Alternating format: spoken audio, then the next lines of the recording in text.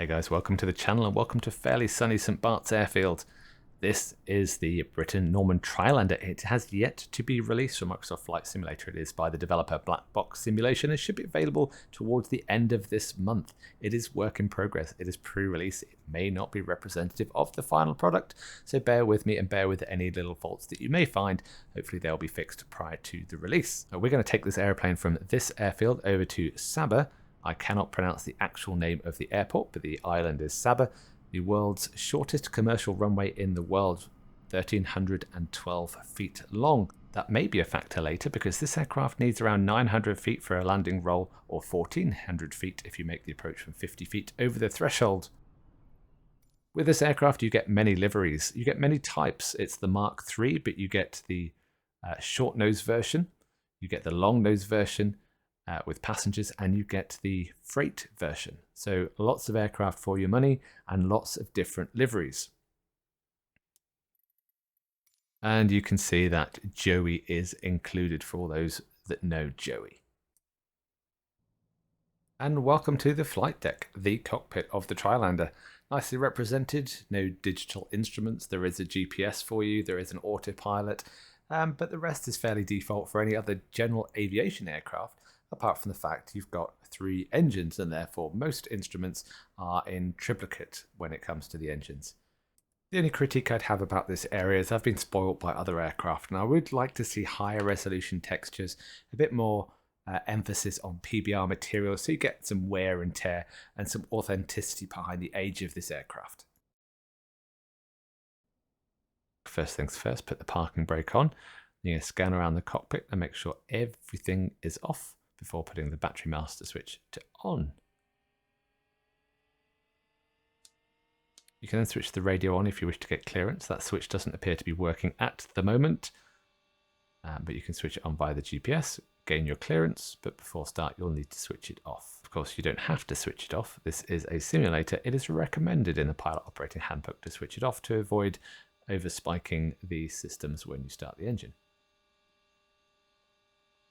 The mixtures are on the top of the panel. They should be fully rich, i.e. in, and the prop pitch should be fully fine, i.e. fully forwards. Overhead, the fuel selectors, the left should be to the left, the right should be to the right, and the yellow, which is the rear, should be to both. Doors, the switches down the lower left. They open all the doors, and there are a lot of doors on this thing.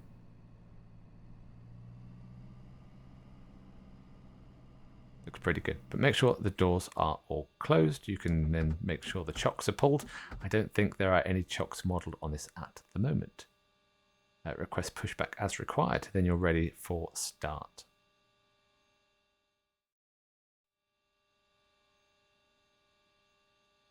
Fuel pumps go to on. Priming the engine is by use of the throttle. You can pump it up to 4 times on a cold day. If it's just been running and it's hot, then you won't need to pump it. The center throttle is pretty tricky to get with the mouse. And again, one of those nuances, hopefully they'll be fixed. I haven't assigned my throttles to 1, 2, 3. I haven't tested it yet. So I'm using the mouse for now. So throttles are, or the engine is primed. Magnetos need to be on in the up position. So overhead, I'm going to switch all of them on because I'm going to start 1, 2, and 3 engines in quick succession. At the moment, on cold and dark, these switches are selected in the up and on position. I just switched them off prior to making the video. And then you can shout clear prop if you wish. Now it says usually the right engine, I think, but I've seen YouTube videos of the rear starting. So let's go for that.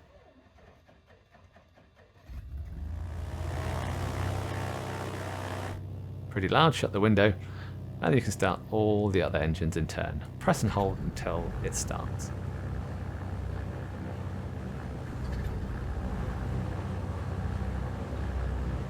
Once the engines have started, you should be setting them at 1000 to 1200 RPM, just to aid in the air cooling.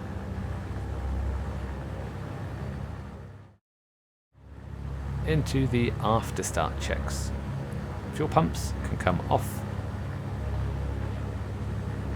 Generators can be selected on. radios and lights can come on as required, and you can set everything else up that you may not have already.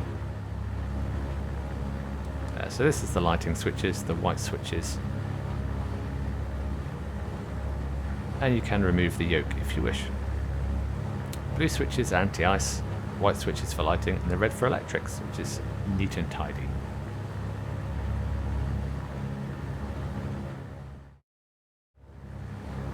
Parking brakes off, ready to taxi.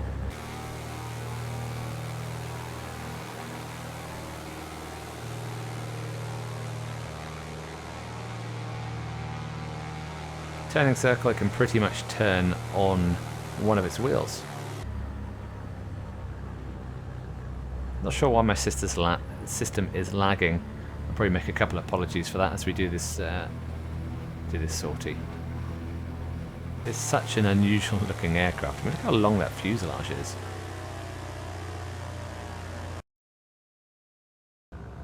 Okay, here we are into the pre-takeoffs. Safety belts, make sure everyone's fastened. PAX notices or passenger notices. I can't see a button for that, but you know what? You can probably shout at them from here. Doors you need to make sure are all closed. You can look at the switches in the down position or look out or down the back of the aircraft, to be honest. Pitch reconfirm full forwards, mixture rich, carb heat off, trims neutral, flaps to takeoff. Flap gauges above and the flap selector is on the pedestal. Flaps are now to takeoff. You can check the fuel quantities. You then need to put all the aux fuel pumps on. Instruments double check. Pitot heat as required. We'll select it to on. Those are the lights going on, and there's the pitot switch. Or pitot heat. Ice protection as required, and controls full and free.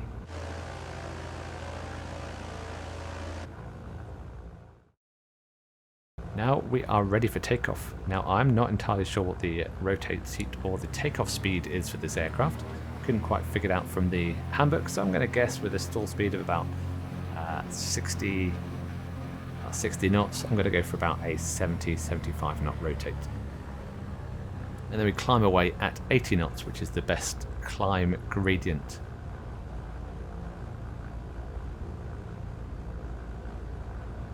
Lining up at St Bart's on runway 10, the mandatory turnout is to the left, not before the end of the runway.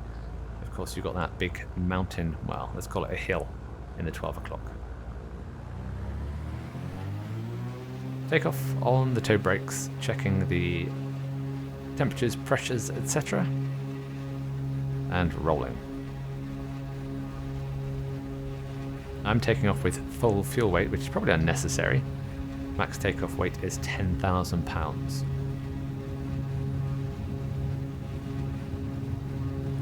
(65, 70 knots, rotate. The gear is welded down, so that doesn't need to come up, and we hold the flaps in the takeoff position till we get to 200 AGL. There's my left turn. As we're positioning up to a downwind for the runway, essentially, and you can actually see to the left 10 o'clock coming into the left 11 o'clock on the horizon is our destination. After takeoff checks, speed 80 knots for best gradient, flaps up above 200 AGL, which we've done. Engine set for climb, but I've kept it in full, and I've just switched the aux pumps off. So I recently had an issue where my FPS was half what it should be, and my graphics card and my CPU weren't being taxed, they were just cruising, they were snoozing. But I fixed that. But now I've got a bit of stutters, probably because I've dialed everything to ultra and there's a lot of trees down there, so potentially it's that. But it is looking good. GPS says we are on track, slightly north of the route. I'll set the heading bug appropriately. I can see the destination in the 12 o'clock now. I will cruise up to something like 4,000 feet. I do eventually decide to pull the prop pitch just to reduce the RPM below the red line. The pilot operator handbook will have all the recommendations for best cruise climb, and once you're level, the best cruise settings for best endurance. The ceiling of this aircraft, the service ceiling is about 12,400 feet, and the absolute max ceiling I think is high 13,000s, so not very high at all. A nice look from the outside. The engines themselves run very rich, so the recommendation is that you lean it off fairly promptly whilst monitoring the cylinder head temperatures, etc. More of that in the pilot operator handbook. For the descent now, we'll make sure that the altimeters are set. The mixture should be fully rich, and that's kind of it. The pilot operator handbook suggests 500-foot rate of descent for passenger comfort, but quite frankly you can do what you need to. The weather you can see out the window is using the SoFly Weather Preset Pro. I think these are the medium level clouds. Cool, telling everyone in the back that they should buckle up. Not that they can walk very far, there are no aisles in this aircraft. So here we go for the descent. I've actually put the props to full forwards now, and I'll pull the power to control the RPM.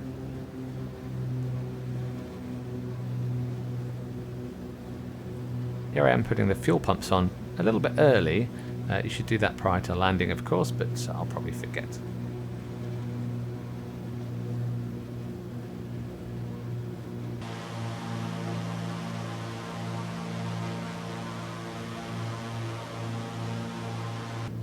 Okay, the devil makes work for idle thumbs, of course, so now I'm having a look at the view, looking around the cockpit. It's a comfortable place to be. Glare shield is kind of there. It's very green. But now I'm thinking, I've got 3 engines. Maybe I don't need them all. Let's see if this thing will shut down and feather. So, I'm going to use the rear just so I stay symmetric. Pull the mixture, and pull the pitch to feather.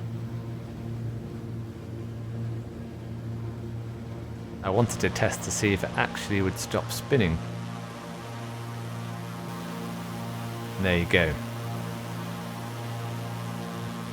I don't think it's standard practice to shut down the engine. I guess you could. I guess if you're in the descent it would save you some fuel.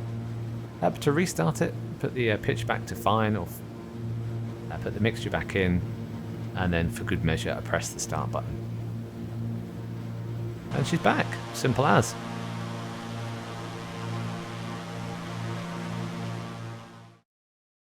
Here we are approaching the pattern, so we've got some more checks to do.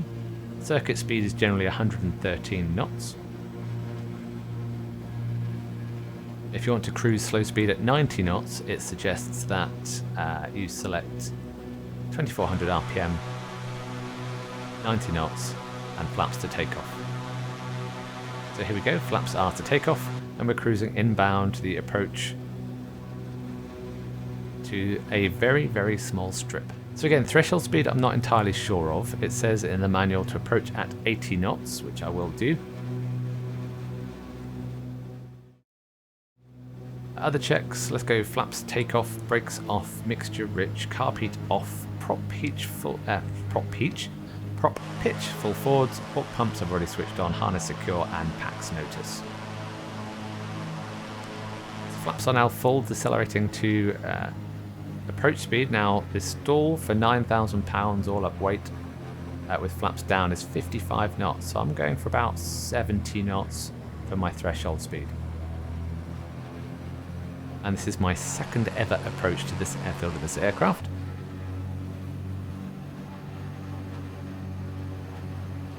Let's get a little bit low, so I put the nose up and she starts to float. That's 70 knots, she floats, I'm halfway down, go around. To go around full power, bit of rudder to stay straight, flaps set to take off, they indicate. Avoid the rocks on the left. And above 200 AGL you could put the flaps up, but we are going to a downwind pattern, so I'll keep the flaps to take off.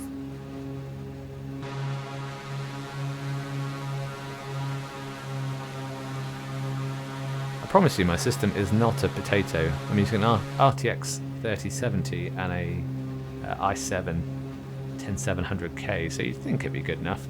Just have to dig into my my settings.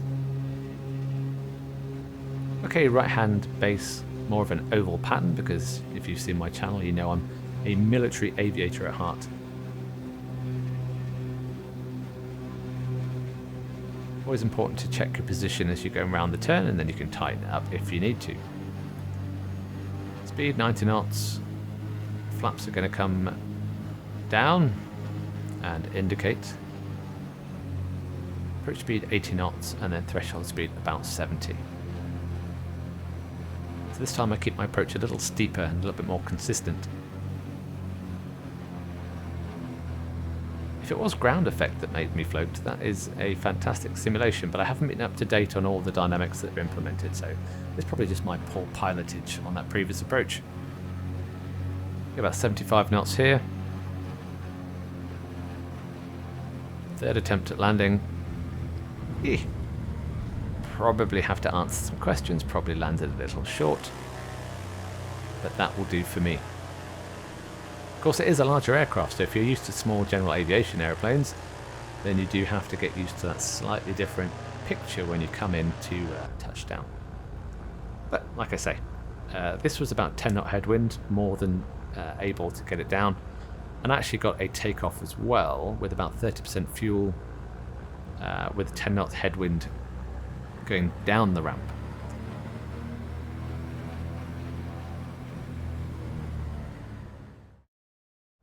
But let's have a look at the after landing checks. The fuel pumps can come off, flaps go up, pitot and anti-ice can all go off. Any unrequired systems just switch off, and the trims, if you bothered, set to take off.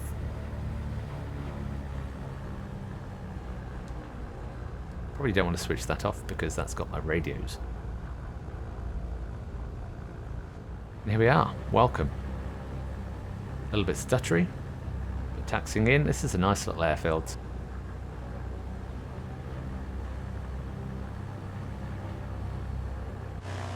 The island's called Saba, the airfield is, to me, unpronounceable.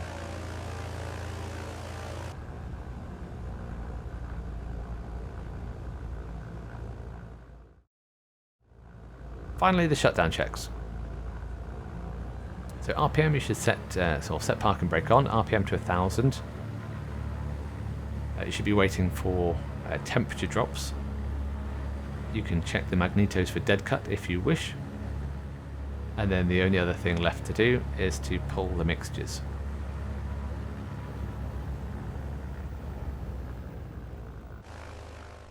And they shut down very quickly. That's done. Ignition should go off. Generators can go off. Gyros should be caged. I didn't. Batteries. Doors you can open for the passengers, of course.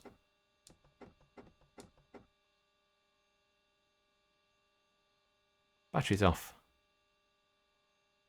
That is it. Shutdown complete. Let's have a look outside.